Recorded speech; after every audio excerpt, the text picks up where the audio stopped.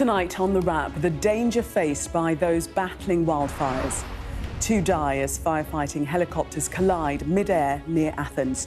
2 other crew members are rescued alive, including a British national.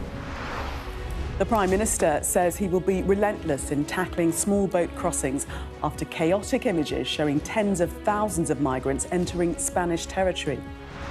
Rather than play politics with the issue, just deal with it head on, grip it, and then make the changes that will bring that reassurance to the public.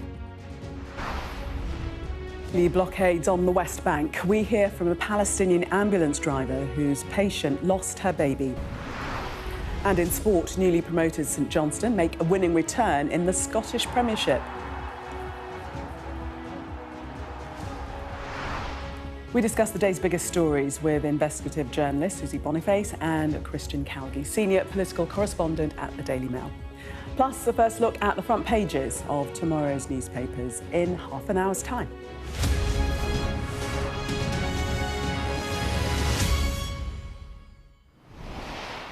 Good evening. Welcome, Susie and Christian, to you both. We'll be hearing a bit more from you a little later on. But first, 2 people have been killed after 2 helicopters, which had been fighting a major wildfire near Athens, collided mid-air. The Greek fire service has confirmed that 1 crew member was Greek and the other Danish. 2 others were recovered alive, including a British national. The collision highlights the danger faced by those working on the front line of Europe's wildfire emergency. Our correspondent Barnaby Papadopoulos reports. This is the moment 2 firefighting helicopters collided in mid-air.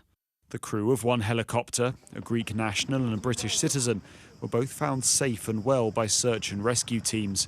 The crew members on board the other, 1 Greek, 1 Danish, both died in the crash.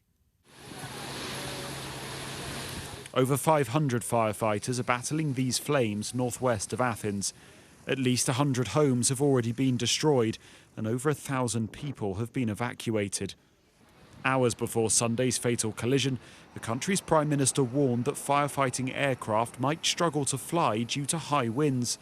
Kyriakos Mitsotakis warned that his country faced extremely difficult days ahead, high winds both fanning the flames and hampering efforts to bring them under control.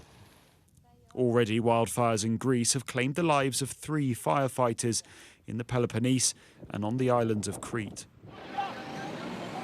The end of July saw huge wildfires in areas of France and Spain.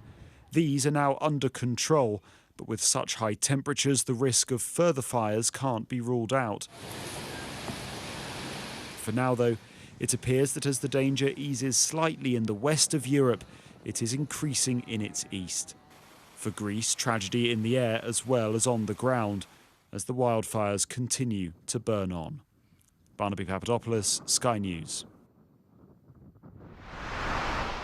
And Christian, this is a tragedy that we're becoming accustomed to in terms of these wildfires being tackled with firefighters losing their lives trying to bring these blazes across Europe under control. Yeah, and the footage of that helicopter crash is terrifying. I'm frankly gobsmacked that anyone got out of that alive, and thank goodness they did.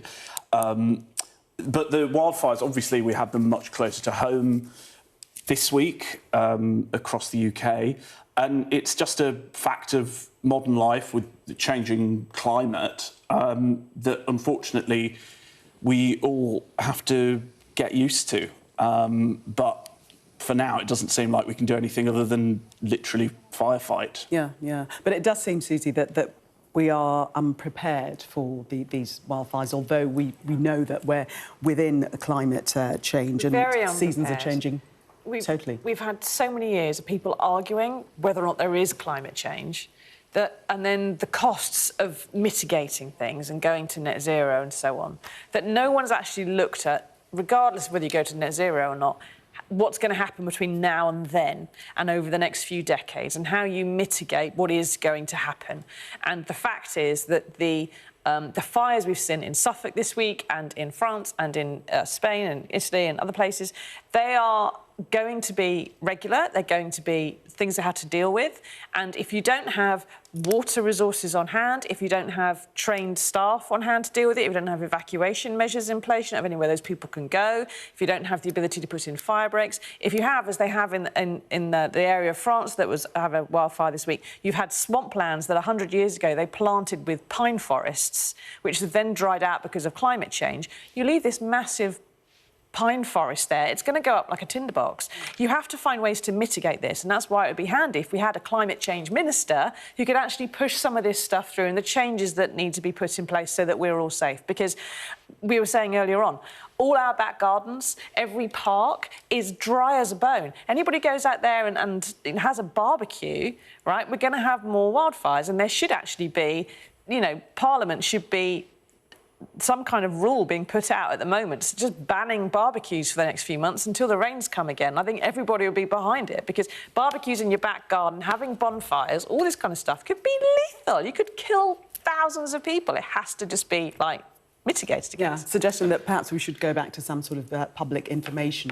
That would be nice, wouldn't it? That we used to Do you have remember those? previously. The Green Cross Man or something. Only this time, the Red Cross Man, like, don't light a fire here. Yeah, but the fire services have suggested that people don't have these disposable barbecues and are very, very cautious in open spaces already, but that hasn't really been handed down as a rule as yet. No, I mean, I'm perpetually, you know, in favour of just use some common sense, for goodness sake. But I think perhaps these disposable barbecues are not a good idea on any measure. But I think in the British context, obviously can't speak to the continent, but it's particularly concerning because we're pairing this constant risk of wildfires with the now constant annual water shortages that we face, which, you know, obviously there will always be water sufficient for the fire services. But it's just this, you say, this potent combination of failure to plan on any level, which is genuinely becoming a annual risk to life at this point. We were talking about the failure to plan, but the Greek Prime Minister, Kyriakos Mitsotakis, he said on Facebook that while the government had invested more than ever before in resources to tackle such blazes, there were times when the nature and intensity of weather phenomena exceed all human planning and operational capabilities. So, in effect, saying that there's nothing we could do. Well, there comes a point where the fires create weather of their own because of the heat involved in it and because of the smoke and everything else. And also, of course, weather is going to come at you from a long way away, and it's because of global phenomena which, you know, we can't do much about, you might say. But you've got the biggest producers of carbon products are America and China, which are not doing much to reduce those. You've got growing economies which have massive energy needs, and you have more stable economies like ours, which are saying we don't want to do this, we've got to start drilling, we've got to do that in the North Sea oil fields. We're not all going for solar panels on all our roofs because they're too damn expensive, and there's no government plans to subsidise these measures which would make it easier for people to adopt. So there's just no joined-up thinking. And yes, weather will happen to you. It comes in with the wind. But, I mean, you could all cooperate as a species, because we have known this is coming. I did this in GCSE, all right? I'm nearly 50. I did this in GCSE geography. Climate change, greenhouse effect, it's a thing. And then every day between then and now, people have argued whether or not it's real. The country's on fire. Yeah. What more do you need? But we are somewhat subject to Mother Nature as well. I mean, I think, yeah. But we do understand Mother Nature. Science has said how Mother Nature is going to react. Well, it's a chaotic system. But I also think, you know, 90% of people on the right wouldn't dispute the concept of climate change as a phenomenon. We just might disagree about, well, firstly, why it's happening, and secondly, to what extent we, particularly in Britain, as the sort of contributors to 1% of global carbon emissions, are remotely capable of doing anything at any cost that will actually affect and reduce the... Britain as an island, maybe 1% producing that, but we're buying our stuff from eBay and it's coming from China. Well, and that means those become China's carbon debts, all right? Yes. But we're causing it because that's where we're getting our fridges and our freezers and our cars and everything else from. We shipped so much of that overseas because we wanted to make ourselves feel better, because we shut down domestic industry, because then we can say, well, we're reducing our carbon emissions and it's all China's fault. There's also loads of carbon emissions which other countries don't claim and we don't claim, but they're in the middle because it's happening on a plane or in a ship that's coming between two countries. So there's loads of other stuff. And the saying it's 1% here and 5% there or 100% there, that's a bit cloud cookie land. Last point. Thank you very much. Let us move on. Now, after 60,000 migrants crossed into Spanish territory this week here, the Prime Minister has insisted his government will be relentless in tackling small boat crossings. He made that pledge as he met emergency workers at Dover today. Our political correspondent Lucy McDade was there. This image could come back to haunt Andy Burnham or hail him the leader who succeeded where others didn't. Beside him, a boat that carried 96 migrants across the Channel in May. Among those on board, men, women and young children. They're the scenes that have become all too familiar, ones that successive governments still haven't managed to stop. We have to deal with the issue rather than play politics with the issue. Just deal with it head on, grip it, and then make the changes that will bring that reassurance to the public. It's about changing the whole approach, and slowly but surely we are putting in place those building blocks of a very different approach to this issue. It's working, but there's more to be done. But as Andy Burnham says, these pictures don't actually tell the full story. Small boat crossings initially went up after Keir Starmer came to power, but the official data shows numbers have since fallen. At the start of this year, that dipped significantly and continued to gradually decline. But that doesn't mean the boats have stopped. And since Andy Burnham took over, in just 2 weeks, we've seen more than 2,000 people arrive on UK shores. The weather is, of course, a factor, but the government is pointing to policy. So, for example, a deal with France was renewed fairly recently at a cost of £662 million.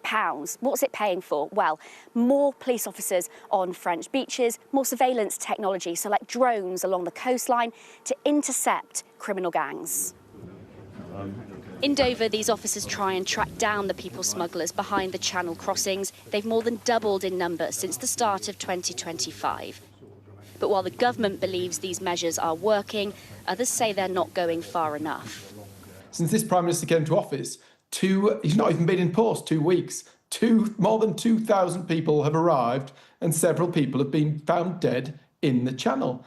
This is a huge problem. It requires a real sizable solution. The solution's there. The National Crime Agency have told us, the people at home know, people who come into this country must be detained and must be deported.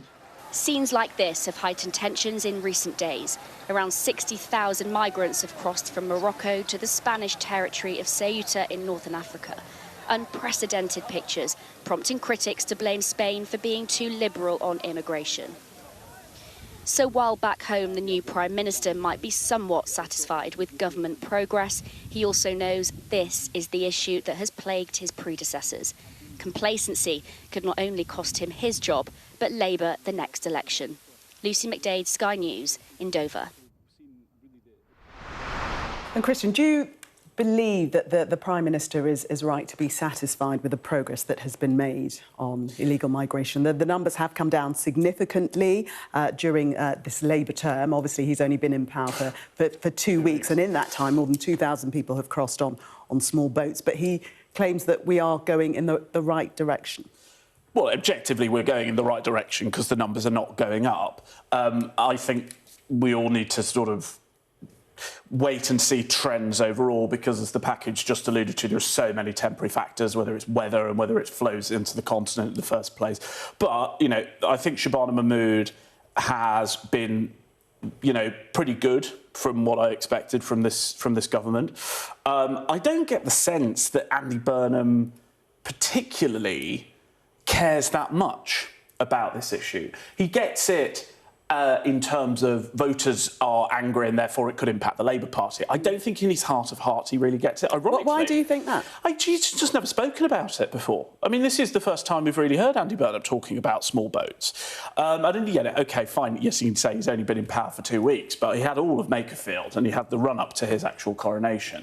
He just seems a bit reluctant and sort of happy to keep Shabana in the driving seat. So OK, yes, he's all very well to bank where we are and set out what's been going on so far, but what is he actually going to do? What's he going to do with the French? What's he going to do on re-examining how the ECHR is interpreted? There were plans in place under Keir Starmer's government. Are all of those going to be taken forward? Are we going to be continuing with the wider immigration reforms to reduce pull factors? That's what I want to see, not this sort of statement audit of where we are today. I want to know what he's going to do going forward. Well, one of the things he's alluded to, Susie, is that the way to tackle the criminal gangs facilitating people coming across on small boats is to provide safe and legal routes for them to come over if they do so need to do that. But he hasn't given any detail. No. And part of that is because, despite what Christian's just said, if you are a Labour leader and you talk about immigration in any sense, whether, as Keir Starmer did, you say that it was a terrible failed experiment and so on and so forth, all that does is that you keep talking about immigration, which keeps the right very happy, keeps them very angry. If you're trying to get to reform voters, it just incenses them more. If you're trying to speak to your own voters on the left, it upsets them because they feel that you're not being progressive enough. So a Labour leader talking about immigration is always going to be failing because you're only going to be riling the people who are your friends and the people who are your enemies. Even if he's saying the numbers are coming down. You're not going to convince anybody to like you better. But it's not a happy place. Showing that the numbers are coming down. He's done that. But also, the other thing that he can't really talk too much about the figures coming down is that the reason those figures are coming down is because of some long-term stuff which was started under the previous Conservative government. And so you have people on the right, like Matt Vickers that you had there on Sky earlier on, talking about there's this huge problem and Labour needs to grip it, because he can't say, we gripped this. James Cleverly, as Home Secretary, started doing this in end of 2023, and it takes years for these things to kick in. Because if politicians came out and actually said, everything I do won't happen for 5 years and someone else will say it was them, and actually everything I'm taking credit for is what the last guy did, then do you know what? Voters would just stop going out. They go, what's the point? But that is how politics works. And what Andy Burnham is out there talking about in terms of the dropping figures is something that Keir Starmer started, some of the changes that he started.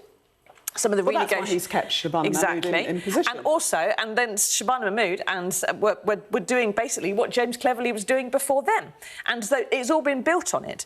The problem is going to come as well because, there's huge changes in the movement of people around the world post the pandemic. That is all out of everybody else's control. And what's going to happen over the next 2-3 years before we get to the next election, currently we're going on this downward spiral of reducing migration overall, but most migration is people who are students and care workers and people who are visa overstayers. Those figures are coming down, but it's the asylum figures, the boats, the hotels, the military camps, which gets all the attention.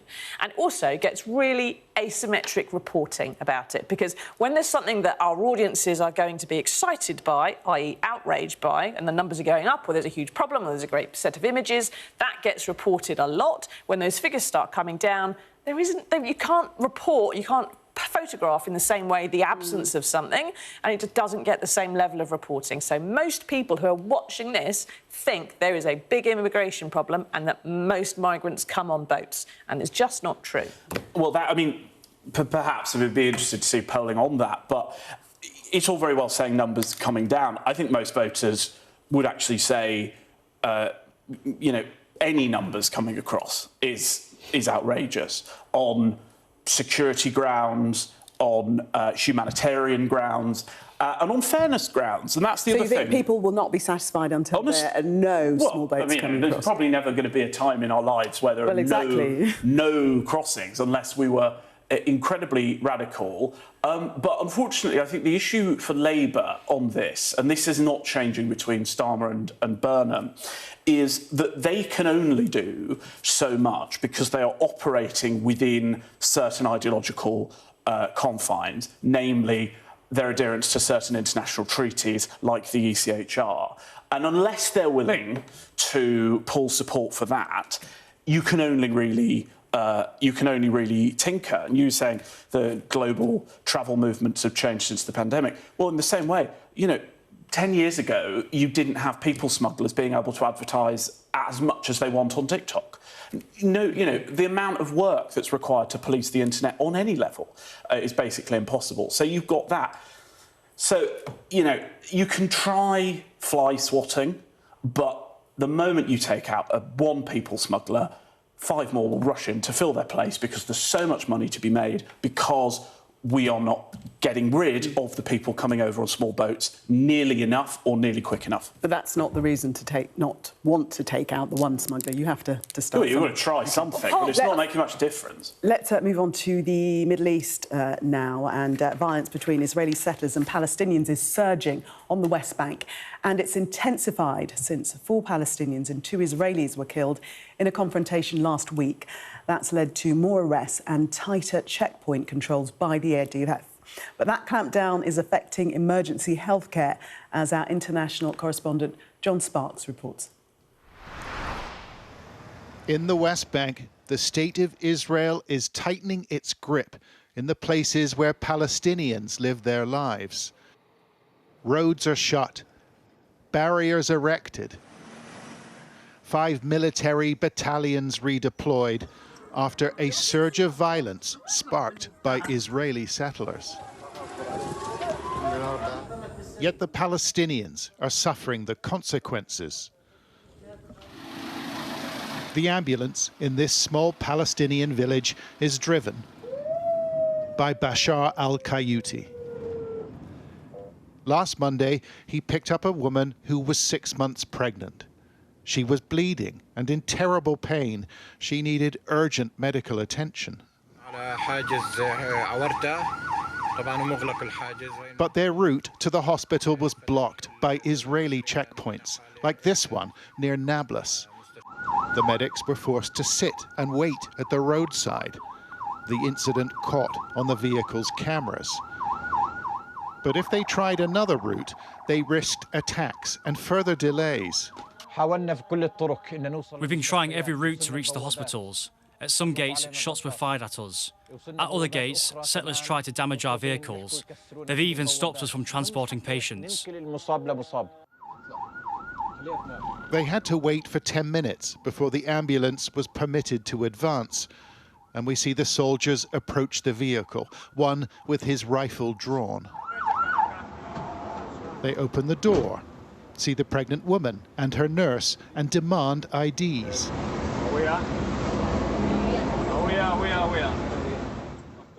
Then they tell the driver to shut off the engine. When the soldiers ordered Mr. al-Qayuti to switch off the engine, he had to stop the oxygen and he had to turn off the monitors in the ambulance. And the crew were already running out of fluids, but they couldn't move. They were stuck here on the edge of the city, and soon they had to make an impossible decision. Did they try to save the life of the mother, or did they try to save the life of the child? That decision was made at the checkpoint, the nurse telling al-Qayuti she must deliver the baby to save the mother's life. Another 10 minutes pass before the soldiers let them through. بدي أسوي شيء عشان أنقذ الحياة اللي معي. صرخت على الجنود بكى بدهم يطخوني. I tried to do everything I could to save the baby's life. I shouted at the soldiers and they threatened to shoot me. Even the nurse who was with me had a weapon pointed to her head while she was trying to treat one of the patients. They pass an extraordinary queue, thousands of people trapped inside Nablus before they reach the main hospital. Doctors confirmed their arrival shortly before 8 a.m. The life of the pregnant woman was saved. The baby was placed in a box. In response to our findings, the Israeli military denied the incident took place. Spokesperson told us the claim that IDF soldiers delayed an ambulance at the Al-Warda checkpoint is false, adding no such report regarding such an incident was received from the Palestinian side. But this is clearly contradicted by the video evidence from the ambulance crew. And the director of the Rafidia hospital and the doctor who treated the woman in question told us delays like these dramatically increase the chances of complications and death. The draconian restrictions on movement were introduced after the deaths of 2 Israelis last week. They lost their lives in a confrontation in a Palestinian village called Tel, when a group of armed settlers entered the community. 4 local people were also killed. Attacks by settlers are rising in frequency, while Palestinians are feeling increasingly afraid. In the village of Kusra, the brand new mosque has been torched and dubbed in graffiti. And we found the mayor inside trying to put the pieces back together. It makes you feel despair and frustration, a feeling of racism from the other side. This is a mosque, and the mosque belongs to God. You are free to pray as you wish, whether you are Christian, Jewish or Muslim. But here, they won't allow people the freedom to worship. Here we see the brothers who paid for the mosque, a building they named for their mother. But they told us they haven't got the money to repair it. The Israeli government says it's increasing security in the West Bank to combat terrorism. But it's also enabling the settlers as they invade and occupy more land. And the Palestinians seem powerless to stop it. John Sparks, Sky News, in the West Bank. And Susie, this latest flare-up of violence in the West Bank isn't anything we haven't seen before.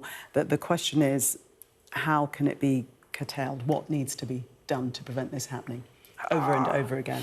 How many years have people asked this question, Gillian? If anyone's come up with an answer before now, do let me know if I'm going to suddenly pop it out of my mouth.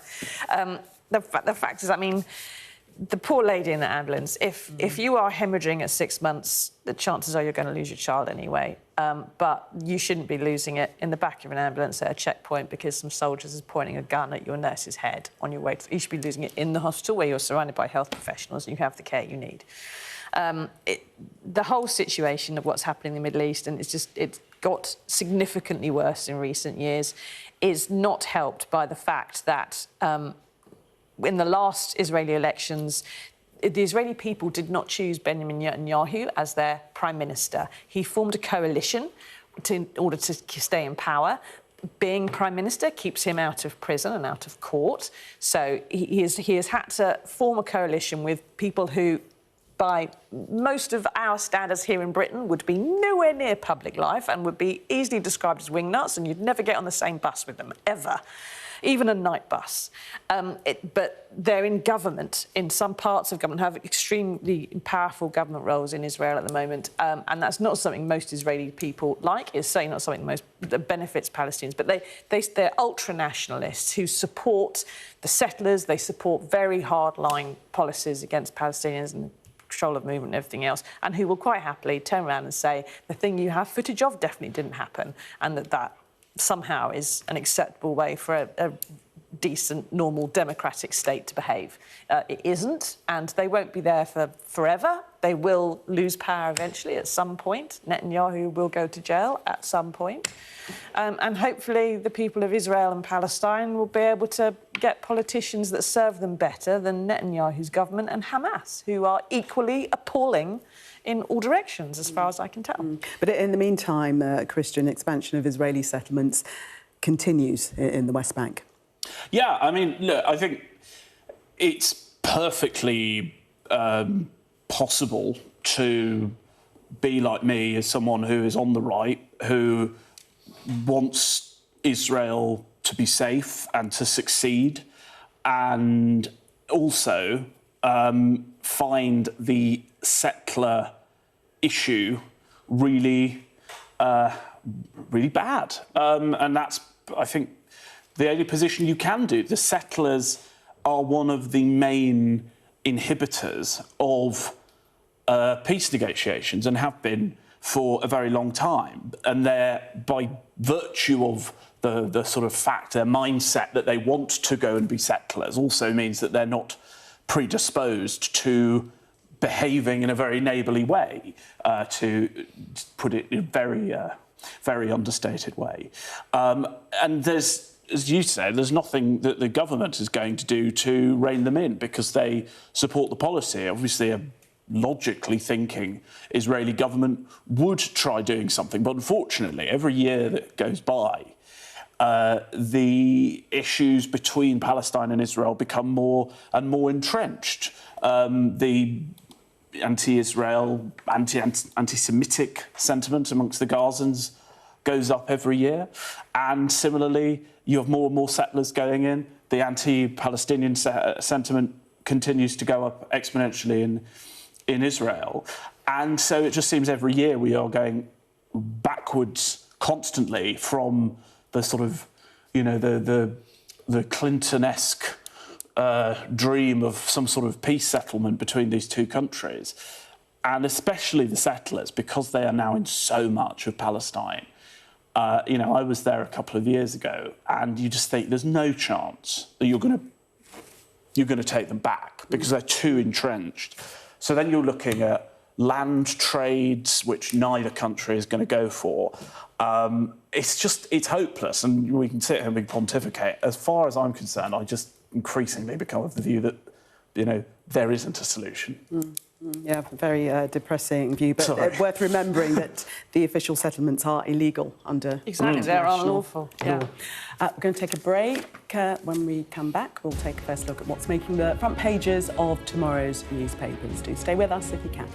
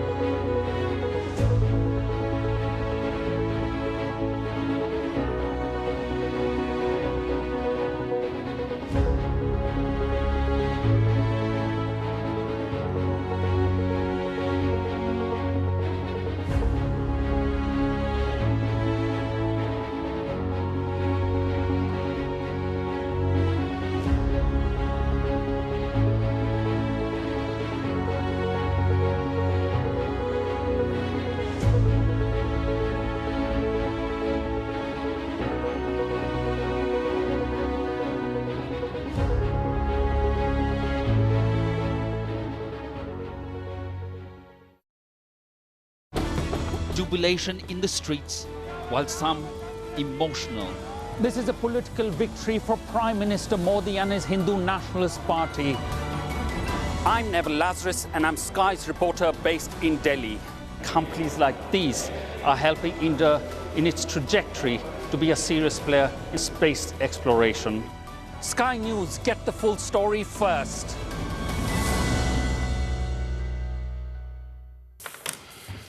You are watching The Wrap. Time now to see what's making the front pages of tomorrow's newspapers. And a poll for the newspaper suggests voters overwhelmingly back a wealth tax, with support coming from across the political spectrum. The Guardian leads with a warning from the National Farmers Union that the UK could face food shortages due to the extreme hot weather the country has been facing. Tanks for nothing is the headline on the front of the Metro, with reports that motorists are stealing up to £200,000 worth of fuel daily from petrol stations since the Iran war began. Tories have told the new Prime Minister he must drop Labour's workers' rights reforms if he's to avoid sending Britain back to the 1970s. The FT features the news that US companies are reporting double-digit profit growth despite higher energy costs, elevated interest rates and cautious spending by consumers. The Mirror claims Prince Harry is hoping for a public reunion with his father, the King, at next year's Invictus Games. The Express claims that at least 1,500 foreign criminals have been given free homes instead of being deported. As the Prime Minister pledges to be relentless when it comes to stopping the influx of small boat migrants, The Sun is claiming the UK pays French authorities £8,000 for every migrant they turn back. A picture of Andy Burnham making that pledge features on the front page of the Daily Mail. Their top story warns cuts to neighbourhood policing are likely as the forces deal with the management of criminals released early. The Star says FIFA President Gianni Infantino looks certain to be ousted over his bid to sell off the World Cup to private investors. He's a dead duck, says one insider. OK, well, let's start with the Eye and have a look at this wealth tax. Two-thirds back a wealth tax on assets worth more than £10 million. The question is whether Andy Burnham is going to bring in said wealth tax. Christian? Well, hopefully not. I mean, it's not a surprising poll. It turns out that voters like the idea of, screwing over the super rich and getting tax cuts for themselves. I mean, I probably could have forecast that one before they did the poll. But, the issue is that they may as well, voters may as well ask for, like, a different level of gravity. Also, it's just, it's irrelevant. I don't know why we must have this debate, because it's one of those issues that is, it's almost as objective as you can get when it comes to economics. We've had, we've got this another line on this front page about Lord Kinnock has urged for an increase in capital gains tax. Well, HMRC have modelled this, and they found that you put a 1% raise in capital gains tax, you make just £5 million. You put 10% on, you lose 3.6 billion. Because people's behaviour is affected so much by this. You lose money by trying to go down this route. And it's blatantly obvious that the last thing Britain needs, for goodness sake, is more punitive taxes on the rich that are fleeing at record levels, and which, by the way, pay an astonishing percentage of income tax compared to even 10, 15 years ago. My goodness, we need the rich. We've got to stop hammering them. And the only solution is to cut what we're spending. And that's something that Andy Burnham is clearly not going to go near with a barge pole. Susie, is it irrelevant to ask people whether they back a wealth tax? No. The latest data was showing that the rich are not fleeing, despite the tax changes that are brought in by Rachel Reeves. There's about 400 who've gone, but there still leaves many, many thousands. And the question of wealth tax and polling on the wealth tax is exactly the same as polling on immigration, right? The two don't really marry up. So if you ask people generally in polls, do you want lower immigration? The answer is always yes. But if you say to them, How about people from Ukraine? Oh, that's OK. How about people marrying someone they've fallen in love with? That's fine. Students, yes. Care workers, yes. And actually, if you ask people individually, they've got very progressive views on immigration, but overall, they want it to stop. It doesn't make any sense. So you can never please voters in immigration because what they actually want is impossible. And it's the same with the wealth tax. If you ask people if they want a wealth tax, they'll go, yes, of course we do. Rich people should be taxed. Of course they should be taxed more. And you can still be stupendously rich, Christian, if you pay a bit of tax. That's the whole point. You just become a more decent human being. But if you say to someone, well, you're going to pay a bit more. You're going to pay a bit more. Well, not me. No, them. It's always somebody else. And so everyone wants their taxes to be reduced and someone else's taxes to go up. And you can never please everyone because you can't actually answer the question because what people want, what voters want, and what is possible and isn't possible doesn't marry up. The same as with immigration. It's one of these things, it's a constant thing that will get newspaper headlines and will cause outrage in audiences and in readerships, but actually, no one wants to admit the fact that what they want out of this is madness. But some rich people do actually want to pay more tax. Gary Lineker yes. and some of his friends. And he's welcome to. You can go onto the HMRC website, and there's a link, and you can find. And also, of course, Gary Lineker himself has paid accountants lots of money to try and reduce his own tax bill in the past. So let's have less moralising. Hang on, that isn't what... No, but it's Christian, just... That's not illegal. You don't pay... It's not illegal, You don't pay an accountant in order to reduce your tax. I have an accountant. It's because I'm freelance and because I don't understand the tax form and I pay someone else to do it because I want to pay the right tax that I am supposed to pay. You can have an accountant for multiple reasons. That's why Gary Lineker has been very smart with his taxes, and I'm sure that over the course of his career, had he wanted to, he could have paid millions of more to support public services, and yet I'm yet to see him declaring that he has gone to HMRC with a voluntary donation. So until I see that happening, he can mouth off as much as he wants, but I'm not listening to him. But he has asked that people in his situation be required. A lot to of pay people have asked that people in that situation because you can have if you've got millions and millions and millions, you are not going to be any the poorer if you give $1 million. I think we need to contextualise the level of public spending. You know, if we're talking about you see this phrase of the super rich paying a bit more. It makes no difference. Gone on in the NHS like that. The way you improve public services is by having a broad tax base. And actually, Britain is one of the best countries in the world to be a very low earner because we relatively undertax low earners and we're squeezing the top so much because it's relatively painless politically. If we want to increase the taxing take, I'm sorry to say, you've got to tax ordinary working people more, which we've just not been doing. That's what's happened in repeated budgets because they have frozen the allowance, the tax-free allowance. And it just means that all that fiscal drag that's dragged more and more people who are bottom earners into paying more and more tax. And that's why in the next year, unless they sort out the triple lot, they're going to start dragging pensioners into paying more tax as well. Yeah. Okay. So what you've just said is factually false. We're going to move on. But you did just say that it's the best country in the world to be lower earner. In terms of tax, yes. OK. Just for the record. Right, let's have a look at The Guardian. The UK's facing food shortages because of the drought. This warning coming from the farmers, Susie. Yeah, quite rightly. I mean, I was picking some of the apples in my garden today and they shouldn't be ready until September, October. They're already red because they haven't been on the tree long enough. They're not sweet, they're very sour, but they're starting to rot on the trees and they are smaller than they ought to be.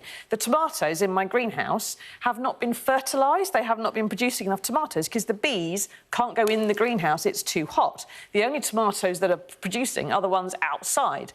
We have to start gardening and farming as other countries have done further south. You know, we have to not put things in greenhouses anymore. We don't have wet summers anymore. We have these long, dry, horrible ones. Everything's on fire. So you have to garden like the Italians and put your tomatoes outside. And you know, unfortunately, farmers, the food they produce and the way they are producing it is set up for the weather we have had, and it is going to change. Now, farmers cannot radically change the way they produce their crops overnight. They need a climate change minister to help them go through all this mitigation and change the production processes and everything else. But, you know, where I live in Kent, it's famous for having hop gardens, and there are fewer and fewer of them every year because the hops are moving further north because we don't have the weather for them. The soft fruit is moving further north because we don't have there's no raspberry fields, there's no blackberries, there's no very few blackcurrants. Where Ribena comes from is Kent, and if you haven't got Ribena berries, we're screwed.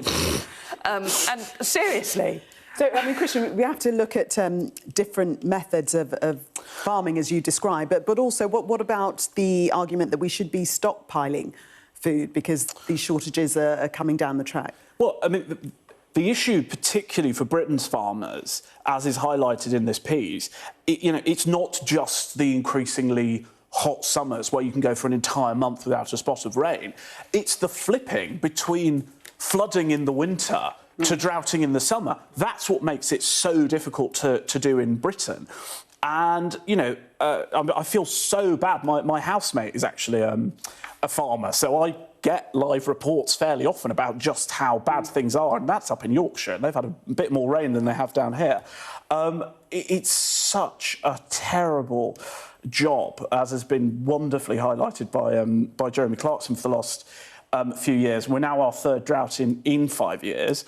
Well, what can be done? The issue is a lack of water. I mean, I will constantly bang the drum over the suicidal failure to build sufficient reservoirs in this country for the last 30 years. I think it's one of the most outrageous public policy decisions that has taken place, and that affects all of us. My garden's looking terrible at the moment because we can't use the hose pipe, but scale that up to a farmer and they're losing their livelihoods over this, as well as it being a sort of genuine public health risk from wildfires. Yeah. Susie, take us, we'll move on just so we can get a few more stories into the Metro, and this front page really detailing how the war in Iran is fuelling what's described as a crime epidemic. How so? Yes, the crime of bilking, which I didn't learn what it was until I was in local newspapers. Bilking is to fill up your car and then run away. And it's always been a crime, and more people are doing it. Interesting. But they identified on the forecourt with their number plates. It's kind of quite stupid now. When I started being a journalist in about the 19th century, you could do it because there weren't cameras and there was only a horse to chase after you. But right now, there's cameras, there's number plate recognition, there's everything else. It's happening. Why it's quite surprising that it's increasing. Yeah, it says here that a lot of people think that when you go to like a BP or a Shell service station, you fill up and then run away. It's Shell who are going to be paying the debt, and who cares? They're a big oil company, right? But it's a local franchise run by a local guy who's just rented the Shell symbol to go on there, and he's the one losing the money. So it's it is a bit sticky, and it's one of those things where when people are struggling, crime rises, and it's crimes of poverty all the time. It's stealing, it's shoplifting, it's stealing petrol, it's whatever it might be. Christian, take us to our final story. We're going to go to the Mirror in the front page, and Harry wanting a public reconciliation with his father, the King. Yes, so Prince Harry is set to invite the King to the Invictus Games next year, so plenty of heads up there. I'm sure the King's diary is pretty open for that part of the year. But what can be said? I just want everyone to get along. To quote Mean Girls, I just want to bake a cake made of rainbows and smiles and go back to when we all got along. That's the solution in Israel. If only people would listen. If only people would listen. Yeah. I think, yes, I agree with you. I just want them all to get along and be a happy family. Never going to. They're incredibly dysfunctional. Don't be negative. We're in positive territory now. Houses. Keep quiet. Coming up... They don't have a hosepipe band, do they? Coming up, a day to remember for Wales at the Glasgow Commonwealth Games. A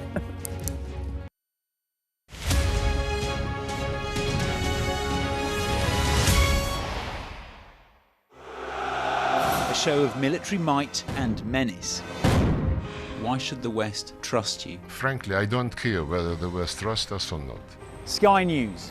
Get the full story first. Have a quick word for Sky News. Is the West right? Are you fueling Russia's war machine? American journalist Evan Gershkovich is on trial here, but was first on display. I'm Ivor Bennett, Sky's Moscow correspondent. Okay, there's a lot of firing going on. Can you explain to me why? We're journalists, sir.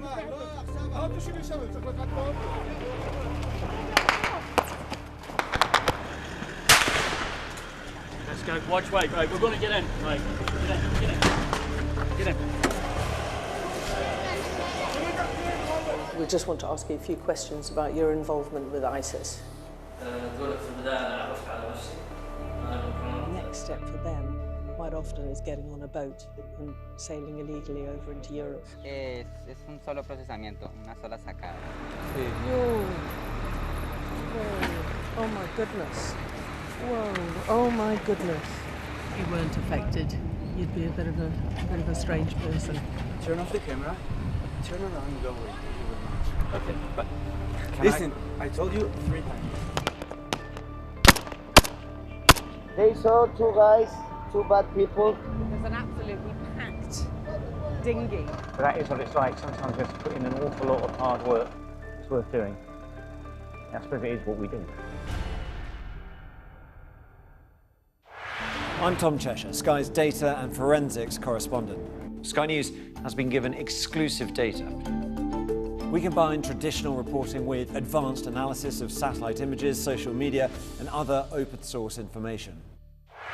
Our app gives you the very best of Sky News wherever you are. Breaking news, videos and analysis. Evidence of the crisis. Podcasts, watching us live. I'm live in Jerusalem. Wherever you get your podcast. All in one place and all at just the touch of a screen. The Sky News app. Get the full story first.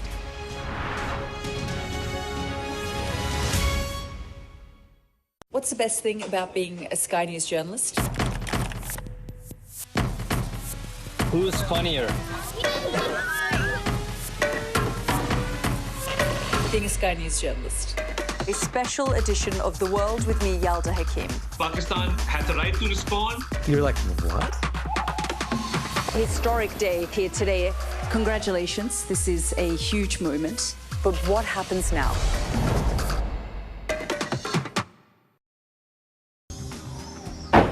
Hear that whistle and that crunch? We know that they're coming from the south of the city where there's a column of Russian armoury.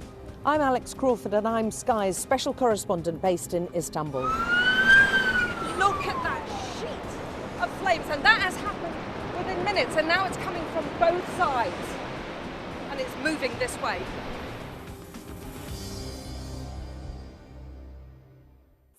Time now to catch up on all of the sports news with Harriet.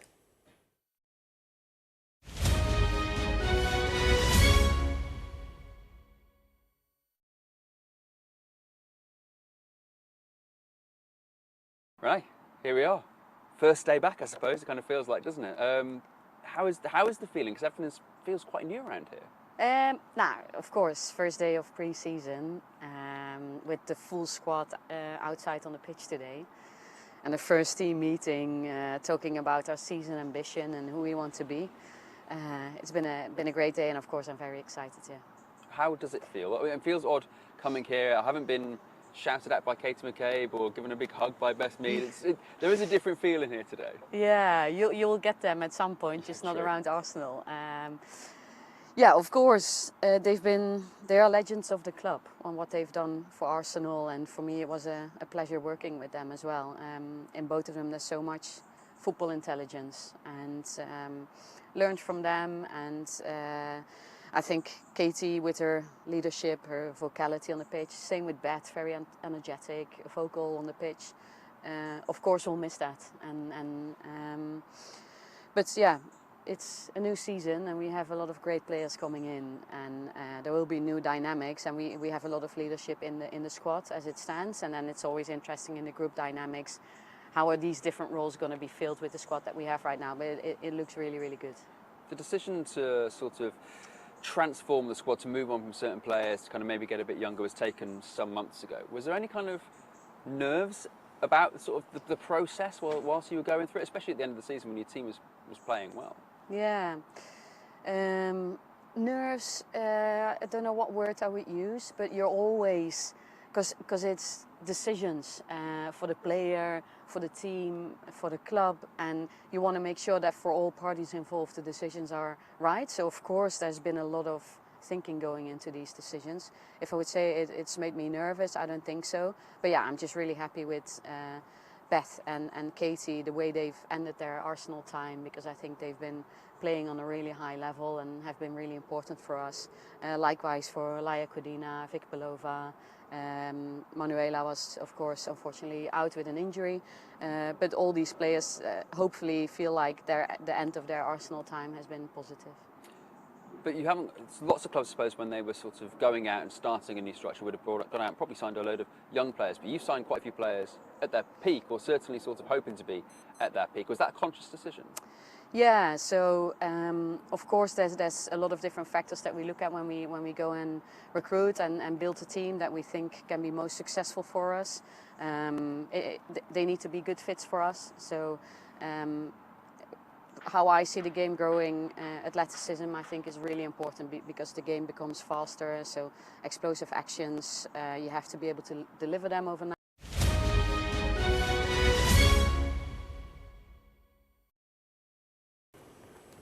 Let's take a look at the weather for you now. You're looking happy. Well, the forecast looks good. So you've sorted the travel insurance then? All Clear Travel Insurance sponsors Sky News Weather. Well, the week ahead will bring some much-needed rain, but not all drought-hit areas will see it, with the south hot and humid tomorrow. Many places will have a dry start, but there'll be outbreaks of rain in the north and west. It'll be on the warm side, especially in the south. England and Wales will stay largely dry through the morning with plenty of sunshine, but the odd shower will develop in the southwest. Elsewhere, there'll be some rain, most prolonged over Scotland. It'll be hot and humid across southern Britain with a high of 34 Celsius possible in the southeast, cooler for most others. The afternoon will bring showers or longer spells of rain. All Clear Travel Insurance proudly sponsors Sky News Weather.